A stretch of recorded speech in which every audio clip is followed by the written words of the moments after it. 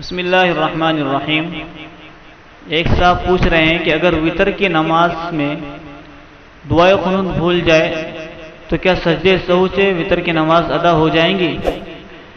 وتر کی نماز میں دعائے قنوت کا پڑھنا واجب ہے اور واجب کے ترک کرنے پر سجدے سہو ادا کرنے سے نماز ہو جائیں گی۔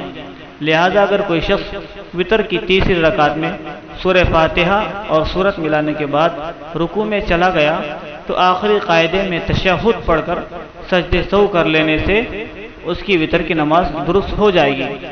دعائے قنوت بھول جانے کی صورت میں سجدے سہو کی ادائیگی کے بعد وتر دوبارہ لوٹانے کی ضرورت نہیں ہے۔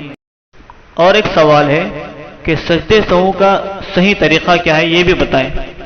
سجدے سہو کا طریقہ یہ ہے کہ قاعدے اخیرہ میں پوری التحیات پڑھنے کے بعد درود شریف اور دعائے معصورہ پڑھے بغیر صرف دائیں طرف سلام پھیر کر 2 سجدے کر لیے جائیں اور ہر سجدے میں حسب معمول سبحان ربی الاعلی کہے اور سجدے کے بعد بیٹھ کر التحیات، درود شریف اور دعا پڑھ کر دائیں اور بائیں سلام پھیر دیا جائے۔ یہی صحیح طریقہ رائج ہے۔